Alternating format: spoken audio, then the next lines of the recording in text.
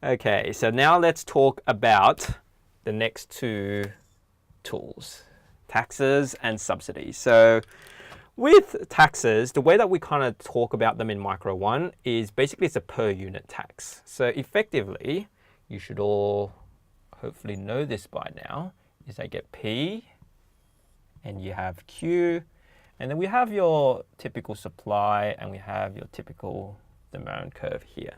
Okay. So then what is a per unit tax? So every unit is going to cost you more. So effectively is basically a shift up in terms of your supply curve. That's basically why it is. And I'm sure most of you can identify again what happens to your producer and consumer surplus. So previously, okay, this is prior to your tax. This is where the equilibrium price would be, and this is the quantity in equilibrium. You would have immediately noted that this here is your producer surplus. This here is your consumer surplus. And you'd say, well, okay, that's all fine and good. So then what happens when we impose a tax? Well, if you impose a tax, a per unit tax, it's going to cost you more per unit, isn't it? So you're effectively shifting this up.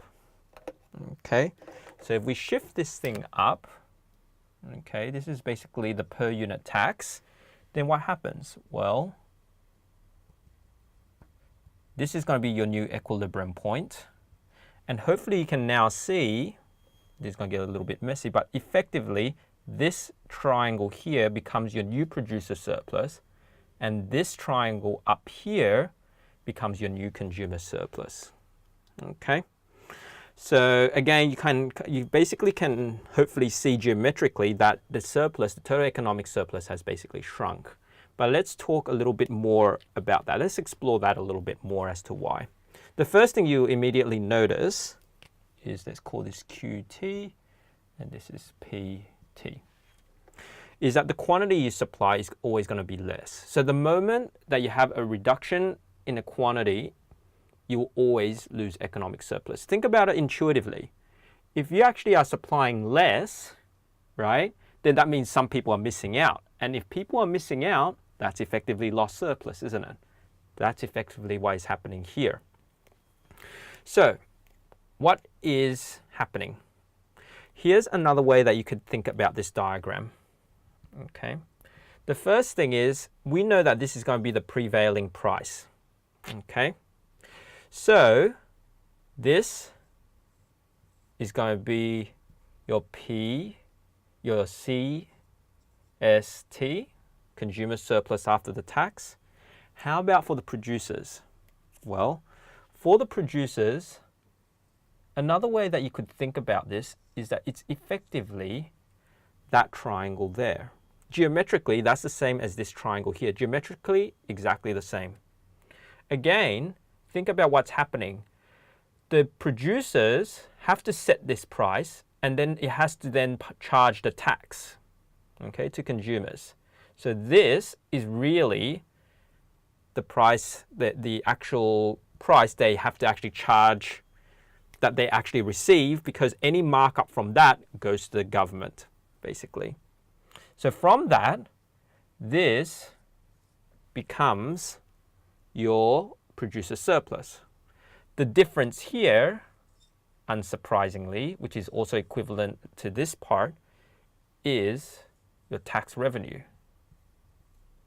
So this part here, so this is PST, and this is tax rev. So again, it's a per unit tax. So intuitively, geometrically, this is your per unit tax multiplied by the quantity. So that is what the government then receives. And that's a slightly messy diagram, but hopefully you can then see that these triangle here is basically the deadweight loss that arises out of the imposition of the tax. Okay, so hopefully you understand that diagram. But then let's kind of explore this idea a little bit more. So again, let's go back to the same idea. Well, the fact that there's a dead weight loss, right? There clearly has to be some sort of Pareto improving transaction. And if so, why is it? So I'm just going to draw a new diagram here just to not confuse you guys. Okay. So here's a very quick diagram. S prime, and then we have D. Okay, so originally it would have been here, P of E, Q of E, and here we have Q of T and P of T. Okay, so again, this is CS, PS, and this is tax revenue. So what could we potentially do? Okay, so let's think about this. We have to basically find a transaction which leaves no one worse off, okay, but make other people better off. So at some point, we have to allow this to converge to equilibrium. So, but what type of transfer payment do we actually need to do that? Okay, so what the producers and consumers could say to the government is that, look, if you don't tax us, okay, what we're willing to do is that from the consumers, they will say to the government, I'm happy to pay this to you. For the producers, I will pay this lump sum to you if you remove the tax. Sounds like a fair deal. The government, would he be happy with that? He or she, would they be happy? Well, they would, because they still receive the same revenue, right? Consumers are no worse off, and producers are no worse off, right? They're just simply transferring the excess to government so that they are no worse off. And they say, okay, the government says, I'll remove the tax. So again, we're going to shift back here. And what actually happens? Well, this is going to be the equilibrium price now, isn't it? And if that's the equilibrium price, then again, all of this surplus that was previously dead weight loss is now realized. Okay, so that's basically taxes.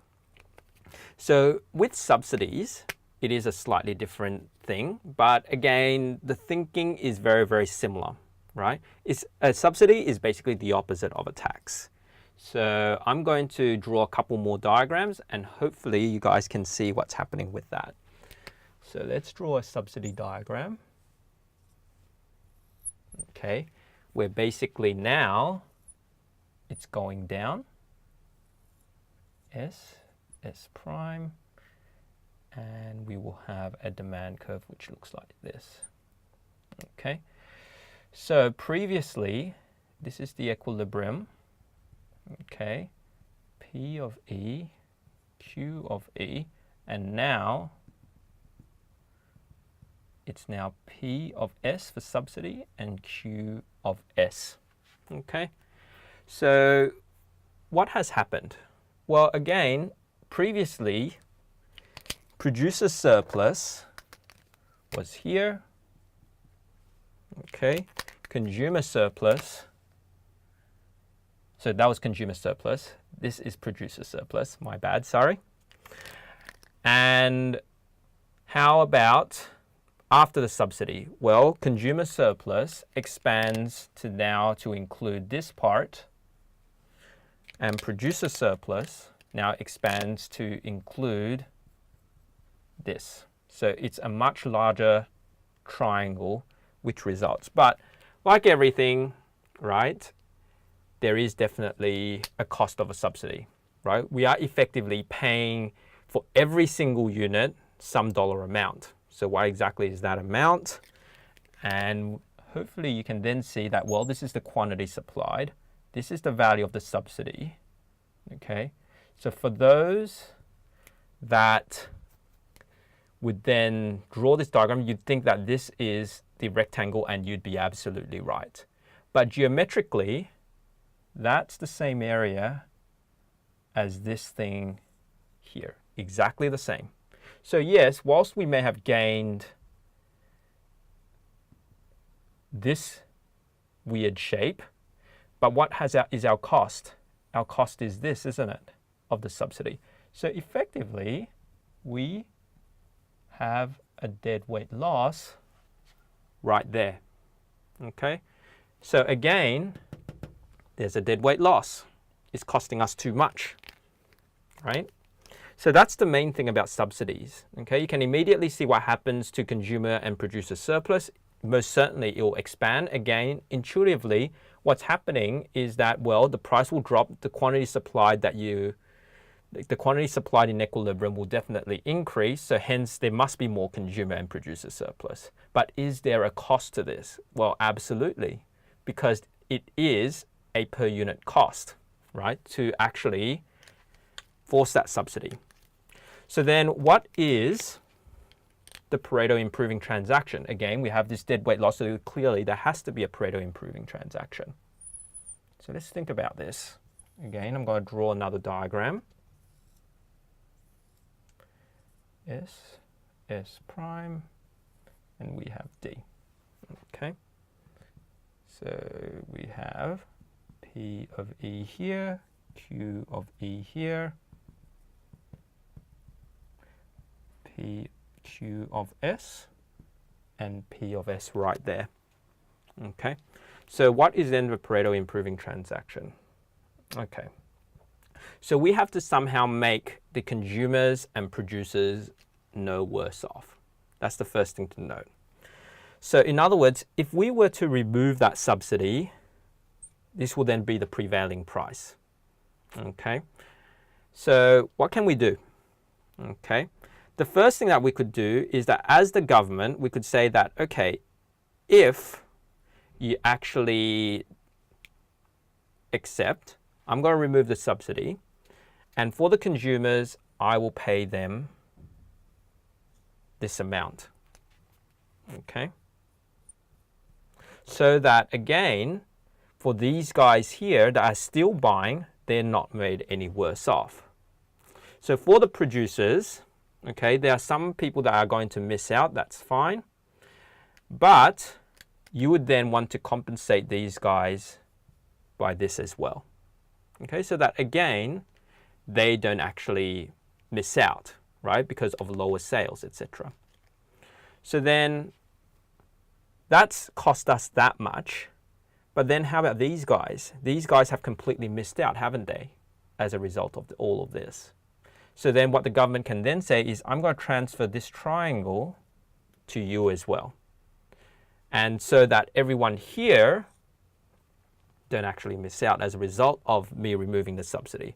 So effectively, what the government is now paying is this without making anyone worse off, instead of what would have been previously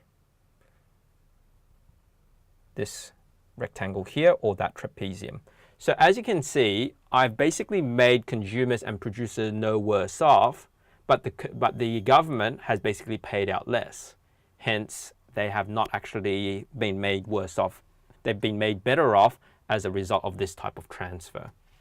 So that's basically the idea of taxes and subsidies. And hopefully now you can begin to get an appreciation of why, these things actually occur. The other thing I'd like to say is more an overarching comment. So at this point in the course, you're going to say, well, if taxes are so bad and so nasty and they recreate these deadweight losses here, then why the hell do we need them? That's probably what you're going to say, right? So the short answer is you'll discover later in the course that there are things called public goods and their externalities. So with public goods, if you don't actually tax people, then what's going to happen is that it's going to be underprovided. And the only way that you can correct for these things is to actually tax people as the government and then allocate it accordingly, according to what the government believes is socially efficient. Hence the reason why we need these taxing mechanisms. It's a much more complex question as to whether taxes are bad. It's like with everything in economics, there's no clear-cut answers. If the benefits provided by the public good exceed that of the inefficiency created, then of course it's a good thing. But again, these are nuances which I hope that you'll appreciate as we progress in the course. With externalities, again, you want to impose taxes if there is a negative externality. The reason is very obvious. If you don't tax people, then people are going to behave selfishly and not account for the cost that their activity imposes on society. And a tax is a way to align those costs so that effectively the people that are producing these external costs will bear them as well. So that's basically a very, very quick take a little on taxes and subsidy and a bit of an overarching view on them.